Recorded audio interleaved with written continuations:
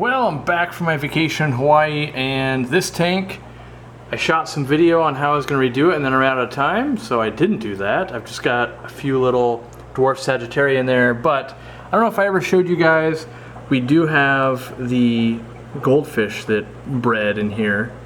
Of course, it's behind that filter right now, which, you know, thank God we have a sponge intake there. But that little guy is a baby from the other two Goldfish, and we just raise it up in there, and that's kind of, it's my giant sales pitch for intake sponges. Had I not had that intake sponge, that guy would not exist. Now, not that everyone needs to raise goldfish, but this is exactly how I would want to raise one. Instead of raising 800 of them, I'm gonna raise one, and that guy is gonna be awesome. He's just kind of a silvery brown, bronzy color, because that's what baby goldfish look like, and who knows what they're gonna become. So that's kind of a project. Now, why am I bringing attention to this? Because I saw some fish that came in, they got traded in, they came in with Camelanus redworm, we treated it with levamisole and the med trio, and we got them super healthy. They're gonna go in this tank, but I thought I would show off some other tanks because I haven't done that in a while, and this guy's gotta move because the fish are going in there would just eat that little guy. So we're probably gonna move him into this tank with these guppies. Now these are the best guppies in the world, fry, that we got from Twin Cities Guppies, and long term that doesn't work. So obviously know that, you know, these guys with the shrimp and all that, it ain't gonna work together long term. I know that. It's just until I find a different tank to put them in, and it's not in the middle of the night, which it's like, you know, 9 or 10 o'clock at this point. But you know, these guys just have the cereus stone, some plants, it's been neglected, we've both been out of town, that type of thing. I still have my guppies that we brought back from Austria or Vienna, which I'm absolutely loving. And we've got fry. We only came back with 6 total. The big ones obviously are the ones we brought back. All the fry that are in the tank are ones that we spawned. And they're just kind of hanging out in there, and they're just doing their thing. We're feeding. I want to get baby brine shrimp going. I know I say it all the time, but I'm actually slowing down, done enough traveling, I can do that.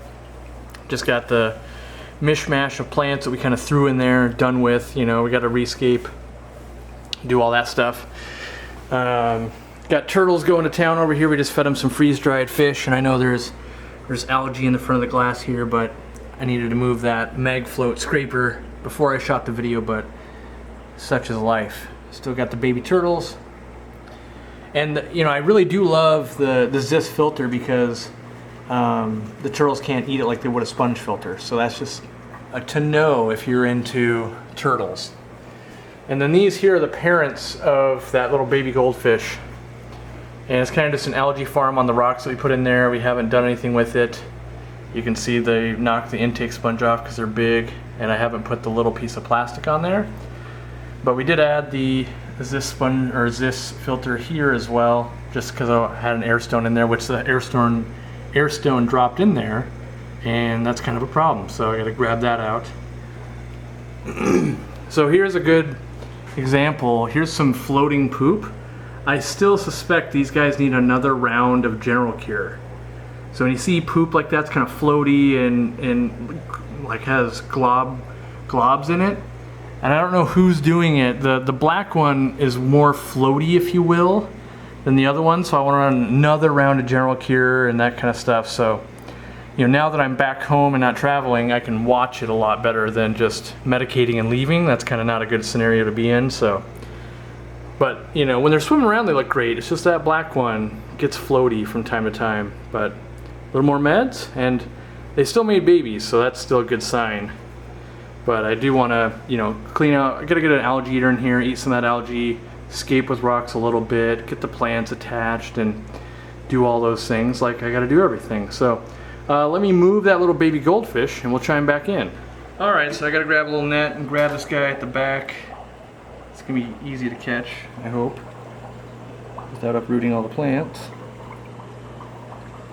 But we didn't feed anything special, no baby brine. This guy just lived off the land, so to speak, mulm, whatever's in the tank. And I'm gonna move him to the other tank, and then I'll show you a little bit more about what this tank is gonna do long term, probably. There we go. Fits right in with those guppies. Well, if I can put the light on. There you go, he's got the little fantail on him. What's not to like? So over here, the goal was, before we brought home the fish, was that I was going to plant it up with a bunch of dwarf Sagittaria, get it to be like a miniature jungle val look, put a little bit more cerulean stone in there, make it look super cool, get it to carpet out. And then I was going to, what the plan was, while I was in Hawaii, which we can cut to the B-roll of me setting this up and like, oh, I'll get it done before Hawaii, and I didn't get it done, was hook up CO2. We got the CO2 art regulator, and I thought about maybe injecting CO2 down low as well. And then an auto doser, but down low I didn't show these guys off. These are the Tuxedo koi guppies, and then I've got a bunch of crypts, and that's everything that's in here is a crypt. So I've got like crypt spiralis in the back, and then we've got crypt like bronze and Wendetti. They're starting to fill in all these good looking crinkly leaves. That's the goodness. This big old leaf right here. Here, let me get my hand in there, that'll be better. The big old leaves in there, these are the immerse grown. So these are gonna die back, these big ones, and they all come back in with these nice crinkly leaves in here. And we put root tabs in there, and there's a little bit of this moss, if you're not careful, this Java moss will take over this aquarium. So it's meant to be just crypts, but you know, we'll see if I can keep all that moss out of there. But I just want this to be kind of a guppy farm, and you know, guppies and crypts are kind of a fun combo, easy maintenance. And I was supposed to get an auto feeder before I left set up on here. So we've been feeding, Jimmy's been feeding, but I know we'd have more babies if we had the auto feeder going. So, but let me grab the new fish. The new fish are a pair of angels, and I say pair, they came in and we medicated them, got rid of the Camellinus redworm, and they've laid eggs a few times in quarantine. And I just thought, you know, it's been a long time since I've done angels, and I realized on the channel I've done this before, and I get lazy, and then we end up not raising the babies.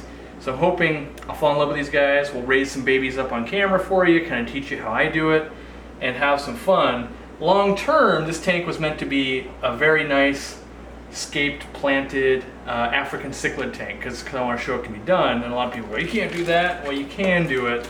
So I don't think I'm going to keep angels in here forever, because I don't need 10 billion angelfish. But it is fun, and I've missed raising babies besides just guppies. And these guys look really good when they're colored up and not stressed out. Now there's some algae in the bag, and a lot of people get super weirded out, like, you're going to introduce algae, it's going to be a problem. Depending on how your tank is actually like established, putting some algae in there might be the worst idea ever. It's going to go gangbusters, be really bad. If it's relatively balanced, the algae just kind of recedes and goes away. Now this tank, I won't say is balanced, but I'm not afraid of, oh no, a little bit of algae is going to get in there, because algae is going to happen as you're establishing a planted tank anyway. So I don't view it as I fear duckweed way more than I fear a little bit of algae. Let's release these guys in. So some things to think about. I wouldn't be surprised if these blue angels lay on either the outflow pipe. I'm gonna think they're gonna do that. Yeah, which is not good. Or that. They love vertical surfaces, so we might end up removing the Zis filter if that becomes a problem. I might have to put in a piece of slate to deter them from that. But you know, they do look good. They've got that nice blue iridescence to them. And they'll be a fun one to raise, just because I know if I raise up 600 of those, we can kind of flood the market and not do it again. And I think that'll be fun, and you guys can come along for the ride. And I'll have to hatch brine shrimp to do that.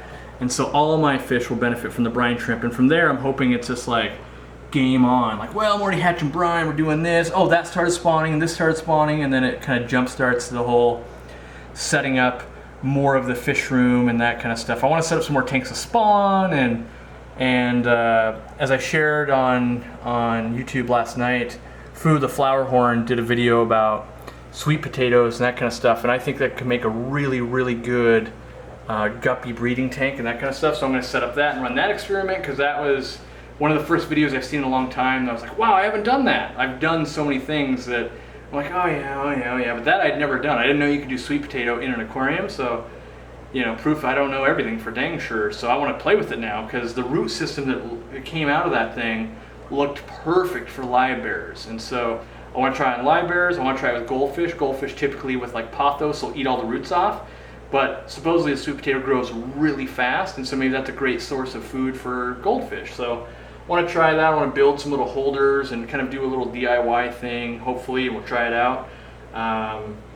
But yeah, there's not a whole lot going on. I want to redo the whole 800 gallons. It's just a mess. I mean, it's not a mess. Like there's some algae, it's fine. But I've got all the wood that we might tackle that project tomorrow, hopefully. And yeah, that's basically what's been going on besides getting ready for the end of the year. The end of the year is brutal. We got inventory counted, which is good, so we're up to date on that. And we brought in a bunch, and now we just gotta sell it before the end of the year, pay taxes on it, and then kind of January, February is easy mode. I get to play with aquariums. Don't have to start traveling again until Aquashella. Do me a favor. There's actually a big ask I've got here. We're putting out a survey. I'm gonna put it in the comment section and the description down below. If you're watching this video, it's 6 questions, and you just have to tell us a little bit about you. So it's gonna ask you like how old you are, male or female, what aquariums you keep, how many, and what you're hoping to do next in the hobby. Now, why would I wanna know all that? If I know that, then I can know kind of what videos maybe to make in the future. At this point, we're 800 videos deep, and when you sit down, you go, what video should I make today? You go, I've kind of done almost everything. But if you guys have, if we go, oh man, turns out 80% of people want to do saltwater, or want to do riparium, or want to do a Planet African cichlid tank, or whatever it is, then we can go, okay, yeah, we could focus a little bit of our energy there. And so instead of asking like, what's your favorite type of video, I don't necessarily want to know like what you already like watching. I'm hoping to find something to make for Jimmy and I to have a bunch of fun, do something we haven't done, so that we stay interested in it. Because right now, honestly, we're both a little bored with kind of doing the same formulaic video of like, hey, it's an unboxing, we've done that a million times. Hey, it's this, we've done it a million times. And at this point I've collected in the wild, I've gone to fish rooms, I go to conventions, I bred stuff, I do species profiles. So like we've done all of it, so we're trying to go, how do we keep this fresh and new? And without either new products coming out, we got to think about what we're going to do. And so hopefully by learning what you guys are into, I'll learn about something I want to get into, if that makes sense. So don't try to just throw something completely wacky. Genuinely try to answer the questions. Honestly, it should take you like less than 5 minutes by far. And we're just going to collect hopefully thousands of people and go, oh yeah, it turns out no one cares about this. Turns out everyone does care about that. And then from there we'll try it, and if it's a train wreck, we'll abandon it. But if we can learn a little bit about you guys, it helps us just plan a little bit more. And we'll probably do that on the website side as well for the business, where like the people that are making purchases, ask them some strategic questions and see like what do they want to learn about, and try to mishmash that together. And I've been spending a lot of time on the website. We now have it loading very, very quickly. There's lots of changes going on, but that's how my business model works. Basically from November to end of January is like work on the business, get that up to date, so to speak, and then move on from there and go to a point where, okay, now we can make videos, we can travel, we can do all this content stuff, because I know I've got the footing I need to make it through the rest of the year. A lot of comments we've been getting with Randy, super cool, glad he's on the team. A lot of people have no idea who he is. A lot of people want to know what a director of operations does. So Randy comes from basically the world of Amazon, that kind of stuff, supply chain management. He's got degrees and stuff that I don't have degrees in, because I don't have a degree in anything. But what does he do? So while I was in Hawaii, he took care of all the customs and all that kind of stuff for a shipment coming in from Korea of the Zis filter. He's making sure the right barcodes get on the items we want to come in from China. He's reaching out when I say, ooh, I saw a really cool product when I was in Germany. Reach out to him, see how much it is. Can we import it? What are the liabilities? What's going on? Can we get a sample? So he's kind of like an extension of my left arm. If I just send him a message and I go, hey, can you do that? And then he works on doing that and then comes back to me with what's actually going on. No, they don't want to play ball. Ooh, they're super interested. Oh, this is the problem they found. Or, oh, that's why they're not in America yet. Or all that kind of stuff. We're trying to plan maybe a trip to go out to Orlando. So if you're there, let me know if there's anything cool to do out in Orlando, Florida. Aquashellas, we're doing both Aquashellas. We're doing the AGA in Seattle. I kind of want to do the library convention. We're doing aquatic experience. So already, even though I'm trying to travel less, what is that, 5 events already? Plus, we want to do some other things. So, you know, it's starting to fill up. We're not even there yet. And I don't want to travel. I'm trying not to travel more than once a month. You know, if you'd asked me a week ago, I said not more than once every 2 months. But it's already getting full. And there are some places I want to go to and some stuff I want to show on camera and have some fun if you guys want to see it. So yeah, let me know in that survey. That survey is the best thing you can do. You can ask more questions about Randy.